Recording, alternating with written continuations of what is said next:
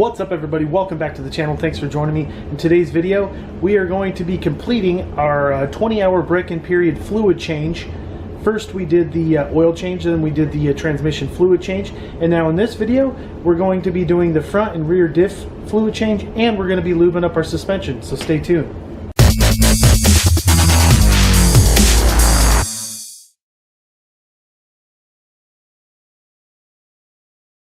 Now, as you can see, I've been doing all the fluid changes for my 20-hour break-in period.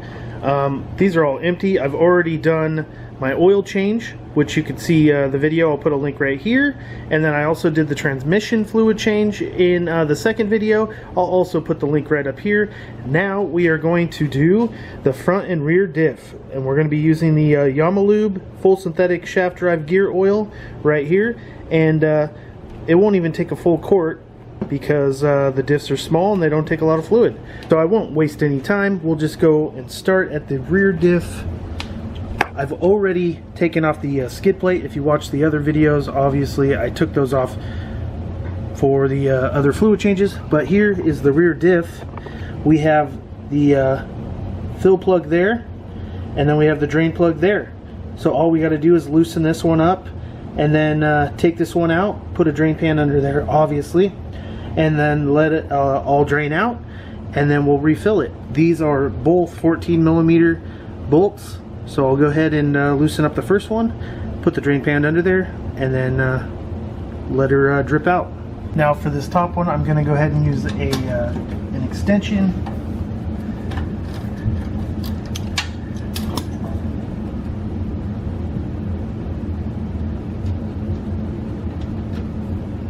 For the bottom one, take the extension off and just go to town on that one.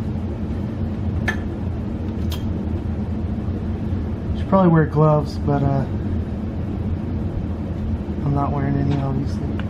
There we go. Eventually. Okay, now that it's drained, we're gonna go ahead and just wipe it of any debris, and then we are gonna just put this bolt right back in there, and then make sure you torque it down to the proper torque specs. A few moments later. So now we are just going to fill it up. The manual says it takes about a half a quart, so as we're filling it up, you just want to watch, and then as it starts spilling out of the hole, that means that it's full. So it'll fill up to the edge and then start coming out of there, and then you know it's full. And I'm just going to be using this fluid pump that I got from Harbor Freight. It was like 10 bucks.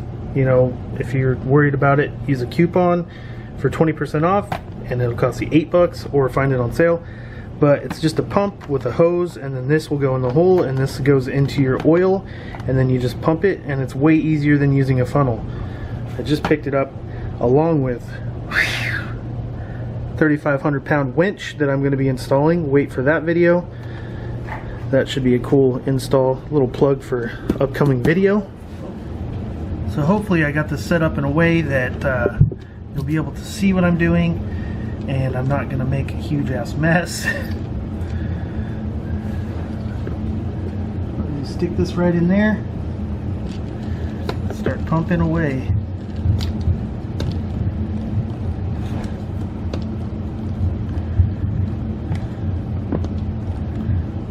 So you just keep pumping, and then once you see that you're getting about half a quart in, check it for leaking.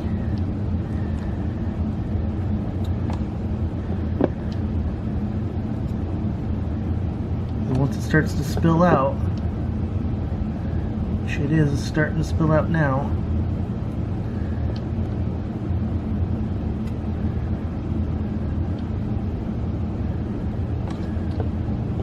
so we got it all filled up now. We'll go ahead and put the bolt back in there. Make sure you torque it to the proper specs. There we go. We got it all torqued up. We got it buttoned up. That was super quick. I would say probably took about, well, I was filming, so it took a little bit longer. But for anybody else, I would say 5 10 minutes at the most, but super easy. Anybody can do it. Now we will go ahead and go up front and do the front diff now. So now we're up front for the front diff. Now let's see if I can get this thing to focus. But right there, that is the fill plug right there. It is 21 millimeter, which why the hell did they make it such a weird size? But 21 millimeter. And then I didn't take off the skid plate for the front because there's a spot that you can get to the drain. Same with the back also, but I already had it off. But if you look up here, that is the drain plug right there. I believe it is a 5 millimeter Allen head. So we're gonna try it without the skid plate off, and hopefully we don't make a mess. So we're just gonna loosen the top fill plug just so that we can have some air help drain it. It's the plug there. Let's hope this isn't too nasty now.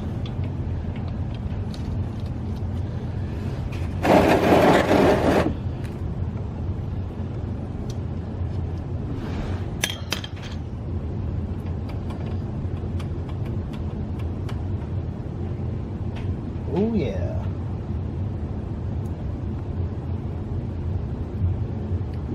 So it's almost done draining. That wasn't so bad. It didn't get on the inside of the skid plate, so that's good. Did get all over my hands. But now, as you can see, there is a crush washer on that drain plug. So we're gonna go ahead and replace that with a new one, and then reinstall the plug, and then fill it full of fluid. The downside of not removing the skid plate is that you can't really see what the hell you're doing. So you can kind of look up here. I guess looking through here helps out a bit. Then we're going to go ahead and we're just going to torque it down to the factory specs that they say in your manual.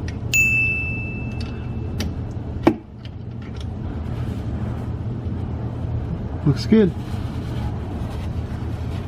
Yeah, we didn't get no fluid on the skid plate at all. That's good. Good to know. So now we are just going to use the same pump action that we did on the rear up here in the front. Fill it up until it starts leaking out of the fill up hole. And the front diff takes a lot less fluid. It's only, I think it's about 0.18, I believe is what they say in the manual. But we're going to just go ahead and fill it up until it starts dripping out. And then we'll tighten it up, tighten it to factory spec, and we'll be good to go.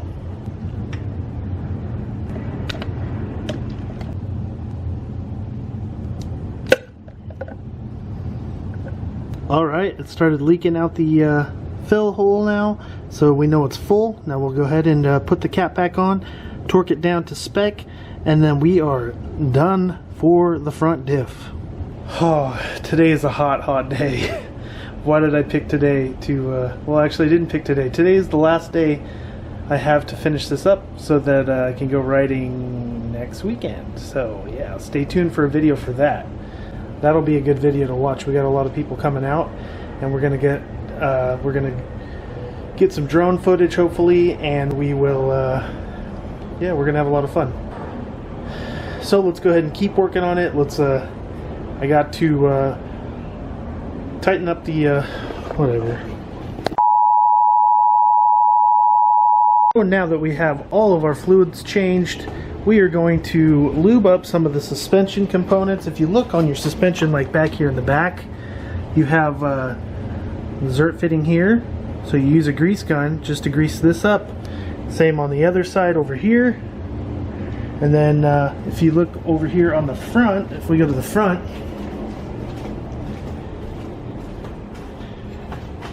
there's a few more. We have one here, then we also have one right over here, and then down below here, and then there's one over there back in the back. So there's 4 up here, and then there's also on the opposite side the same location for the driver's side. So we're going to go ahead and use a grease gun just to grease those up and keep the suspension nice and lubricated.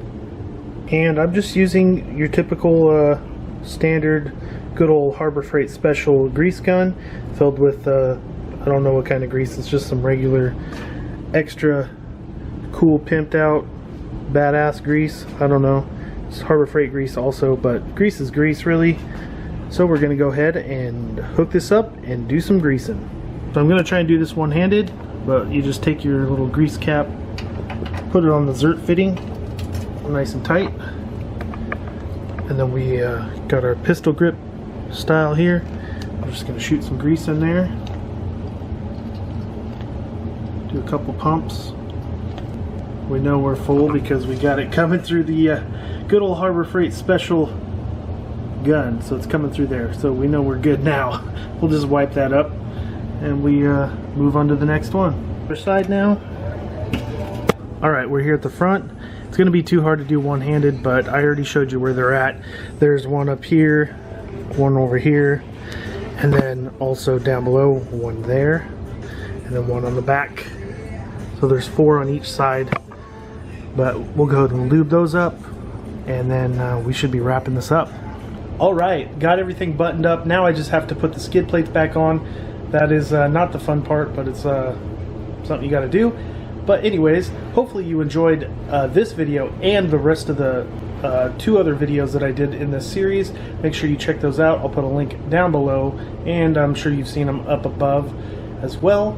But anyways, I want to say thanks for joining me. Don't forget to give the video a thumbs up, and make sure you subscribe to the channel, please. We like that. And turn on the notifications for the channel so you don't miss any of the videos that I do or any of the content. So thanks for joining me, and peace out.